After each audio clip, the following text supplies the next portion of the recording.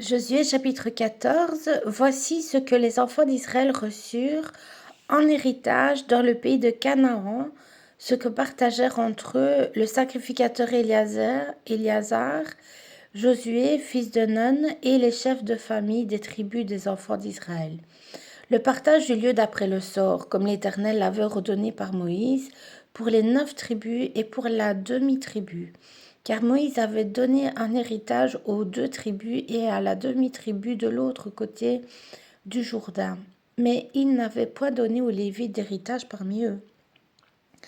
Les fils de Joseph formaient 2 tribus, Manassé et Éphraïm, et l'on ne donna point de part aux Lévites dans le pays, si ce n'est des villes pour habitation et les banlieues pour leurs troupeaux et pour leurs biens. Les enfants d'Israël se conformèrent aux ordres que l'Éternel avait donnés à Moïse et ils partagèrent le pays. Les fils de Juda s'approchèrent de Josué à Gilgal et Caleb, fils de Jephunnée, le Kénizien, lui dit: Tu sais ce que l'Éternel a déclaré à Moïse, homme de Dieu, au sujet de moi et au sujet de toi, à Kadès Barnéa.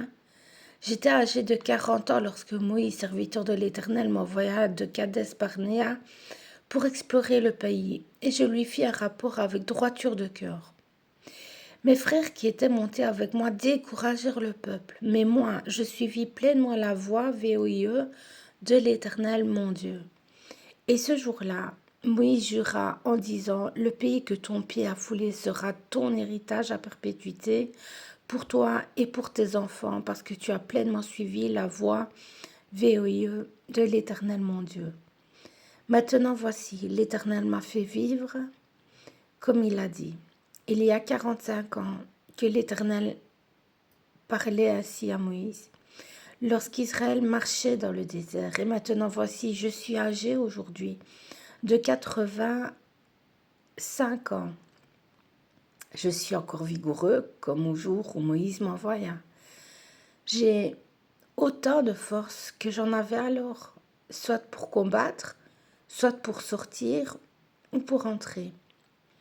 Donne-moi donc cette montagne dont l'Éternel a parlé dans ce temps-là, car tu as appris alors qu'il s'y trouve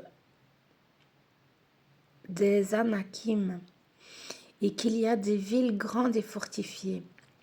L'Éternel sera peut-être avec moi et je les chasserai comme l'Éternel a dit. Josué bénit Caleb, fils de Jephunnée, et lui donna Hébron pour héritage. C'est ainsi que Caleb, fils de Jephunnée, le Kénizien, a eu jusqu'à ce jour Hébron pour héritage parce qu'il avait pleinement suivi la voie VOIE de l'Éternel, le Dieu d'Israël. Hébron s'appelait autrefois Kirjat Arba.